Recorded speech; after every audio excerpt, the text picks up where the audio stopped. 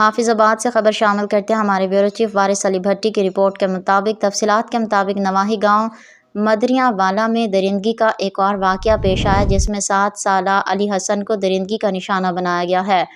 حالیہ دنوں میں حافظ آباد میں درندگی کے کئی واقعات پیش آ چکے ہیں جو کہ غیر معمولی عمل ہے۔ اس سے قبل نواحی قصبے کسوکی میں درندہ صفت شخص نے نہ صرف معصوم بچے کو بدفعلی کا شکار بنایا بلکہ اسے قتل بھی کر دیا۔ درندہ صفت چچا کی بدکاری کو جب 10 سالہ بھتیجے نے دیکھ لیا تو ملزم نے اپنا جرم چھپانے کے لیے 10 سالہ بھتیجے کو بھی کرکٹ کھیلنے والے بلے کے ساتھ تشدد کا نشانہ بنا کر قتل کر دیا اور دونوں مقتولین بچوں کی نعشوں کو ٹرنک میں بند کر دیا گیا۔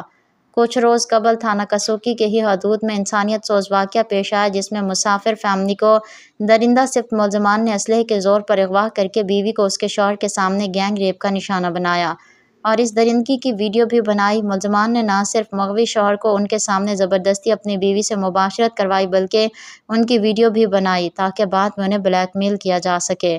اور اب تھانہ صدر حافظ آباد میں 7 سالہ معصوم بچے علی حسن کے ساتھ درندگی کا واقعہ رپورٹ ہوا۔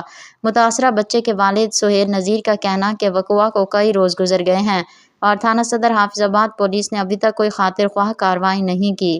انہوں نے وزیر اعلیٰ پنجاب مریم نواز سے ان واقعات پہ نوٹس اور انصاف کے حصول کی اپیل کی ہے۔